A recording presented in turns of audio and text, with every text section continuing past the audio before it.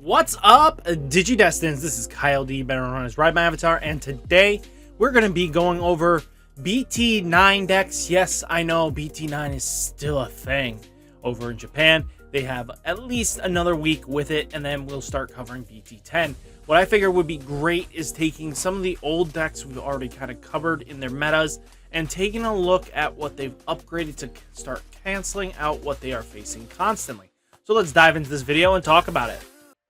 So let's start it off. First off, we're going to be talking about none other than BeelstarControl. This deck came out of late game metas for BT9, and it was really interesting to see how this deck kind of has progressed a little bit. Don't you think? I think majorly what has started to just solidify is that they want a turbo mill, and the options are kind of the same. They removed the Howling Crusher. It's now just 4 straight Cocytus Breaths, which return your opponent's Digimon to its owner's hand. So it's a little more effective because bouncing that whole stack, even against Grandis, is sometimes even just bouncing that monstrosity out of here really does help out if it's hitting the security. So removing the, Howling Crusher is not good against this deck because against Grandis because of the fact that they don't have sources to remove. They do it right before they swing.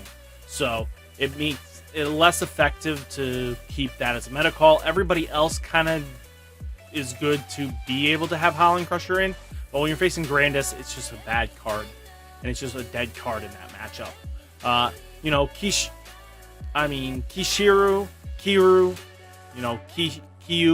Kiyu is, if you have 2 or less memories, set your to 3. When you attack a Digimon with a Digimon with Jellymon in its name or a level 5, if you have 7 or less cards, suspend this tamer, draw a card. I mean, it's very important for the draw value just to keep your hand size full, especially when you're trying to dig for Beelstar, who's going to play your kill options of Fly Bullets, Nail Bones just to fill the board, Happy Bullet Shower to kill something, Zwart Swarmers to kill something, Calling from Darkness allows you to recycle your Beelzastars by popping other things. It just really does help out at the end of the day. You even have Dexmon here, so when you would play this card, reduce the play costs by 3 for each of your opponent's Digimon and Tamers in play. All your opponent's Digimon, then delete all of your opponent's Digimon, de-digivolve them, and then delete all your opponents with the level 4 or lowers, just board wipes. But at the opponent's turn, delete all your opponents with the lowest play cost, constantly creating boards control that you really want to see. I mean, the Gabumon with the Gabumon X antibody is just kind of the same thing. It just helps you draw and gain an advantage, and especially helps with the Gabumon because when he dies, you're just going to draw stuff. You're a lot of draw engine in this deck, of course. Gazi to shut down blue, or memory boosters in themselves. Psychemon just to negate another Dexmon coming out. Gazimon X antibody to evolve on top of your Gazes, that once they're served their purpose for the turn and they're going to die, why not make it X antibody and mill a couple cards. Dracmon to recycle your 1s and 7s, which, it's not color restricted, so it's really good. Biomons for the blockers with their nail bones and stuff like that. Kikamon promote to go on top of anything that gets played from the trash, or even just pull them out with nail bones recycling constantly. Scatter mode, just draw a bunch of cards, trash. We don't have any Eismons in this list.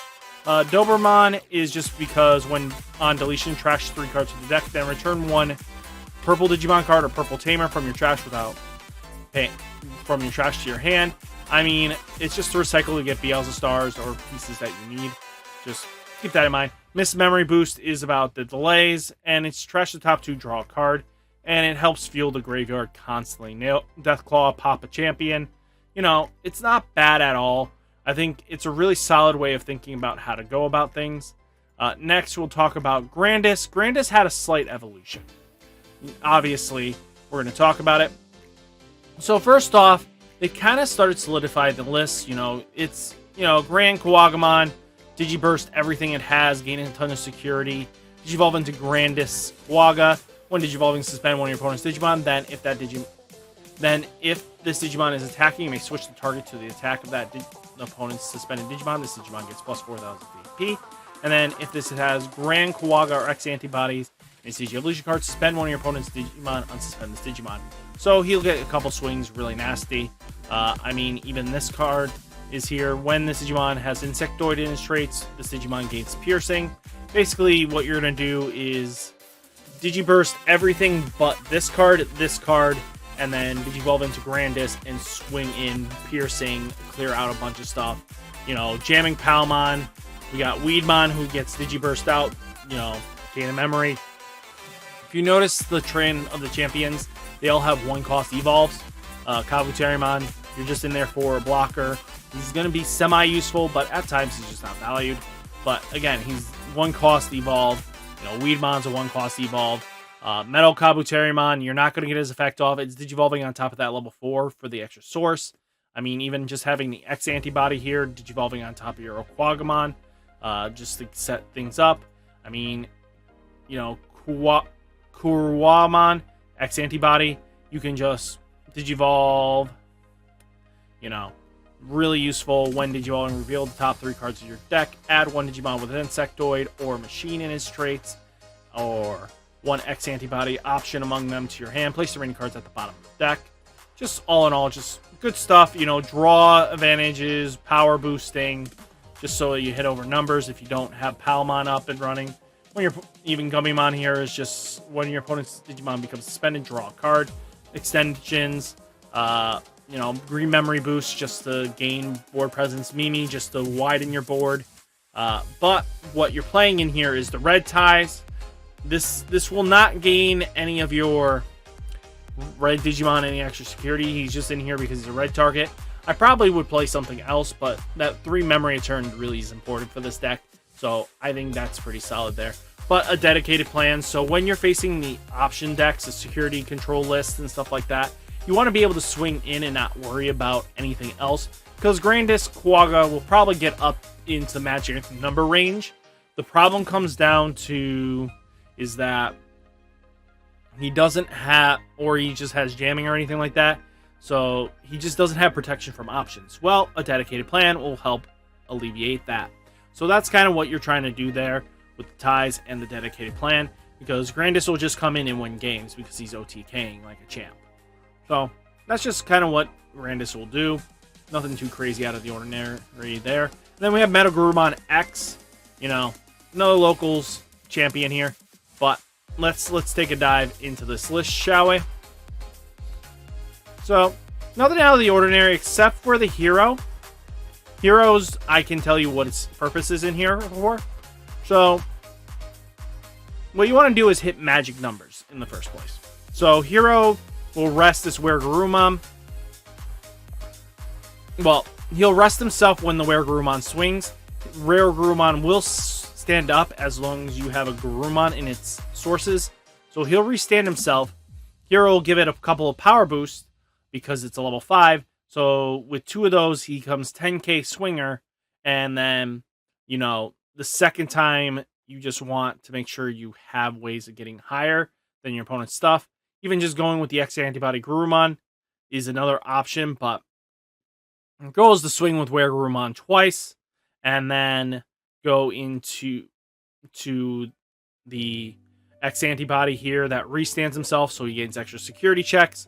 So it's just very simple OTK style of play. I mean, your draw advantages, you're just trying to get stuff like this Gabumon's here just to get you a Tamer, which your goal is to get your Davis here. If I remember correctly, add 1 Tamer. No, it can grab any of your Tamers, so your goal is to grab any of your Tamers. Gabumon here is just to reveal 3 cards from the top of your deck, add 1 card with Garurumon in its name, and then 1 card with Ummimon among them. Just the fun stuff. Gabumon here for the Gabu draw. The Tsuno, and Demi V are just extra power boosters. This Gabumon's here just for lower cost evolves and extra power boost. X antibody, which is very interesting when this Digimon has Garurumon or Ummimon in its name. If this card would be deleted by battle, you may trash 2 cards with the same level as this Digi-Evolution to prevent its deletion. It has a built-in battle protection, so it's not bad.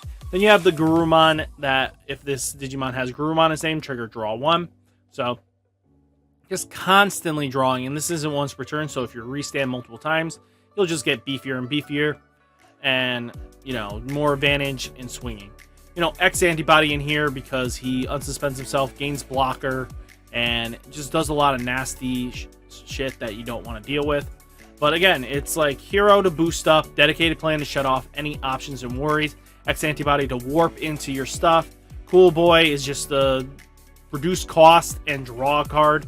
I mean, you're gaining memory off your X antibody evolutions, and that's pretty awesome. Then you have MetalGarurumon himself, that's just gonna bottom deck anything with on deletion to the bottom of your opponent's deck.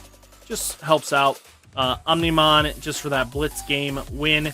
You know, blue memory boost to extend plays and search. Davis is being Davis. Like I said, the X antibody card. And also, what's really nice about X antibody option is if you do it early enough before you do all your stacking and you get onto weird X antibody forms, you could get this underneath, and then it'll guarantee that you're not losing all your sources and you can extend plays more and more. So it's just things to think about when you're deck building, but I think this is really helpful. What did you guys think of the JP BT9 meta? Are you guys excited for BT10? Let me know down in the comments, and I'll catch you in the next video. Peace!